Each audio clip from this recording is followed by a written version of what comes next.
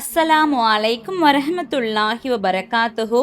நபி ஸல்லல்லாஹு அலைஹி வஸல்லம் அவர்கள் இஷாவுக்கு முன் உறங்குவதையும் இஷாவுக்கு பின் பேசுவதையும் வெறுக்கக்கூடியவர்களாக இருந்தார்கள் என அபூ பர்ஷா ரலியல்லாஹு அன்ஹு அவர்கள் அறிவிக்கின்றார்கள். இது புகாரி 568வது ஹதீஸாக இடம்பெற்றுள்ளது.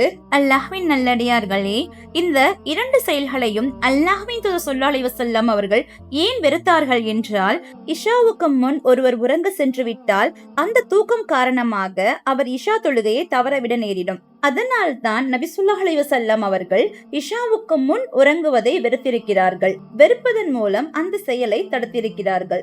இஷா தொழுத பிறகு தேவையில்லாமல் வீணாக பேசிக் கொண்டிருக்கிறதுனால நேரம் கடந்து கொண்டு இருக்கும். இதனால இரவு உணவு உண்பது, உறங்க செல்வது இது எல்லாமே தாமதமாகும். அதன் காரணத்தினால ஃபஜ்ர் தொழுகைக்கு எழுந்திருக்கிறது சிரமமாகிவிடும். இந்த காரணங்கள் எல்லாமே நேரடியாக ஹதீஸ்ல சொல்லவில்லை என்றாலும் நபிகளாரின் எச்சரிக்கையில அடங்கியிருக்கிறது என்பதை நம்மால உணர முடிகிறது. அல்லாஹ்வின் தூதர் ஸல்லல்லாஹு அலைஹி வஸல்லம் அவர்கள் எந்த விஷயங்களை எல்லாம் வெறுத்தார்களோ அது போன்ற விஷயங்களிலிருந்து நாம் நம்மை பாதுகாத்துக் கொள்வது நமக்கு அவசியமாகும். அதுதான் இந்த ஹதீஸ் நமக்கு சொல்லக்கூடிய பாடமாக இருக்கிறது.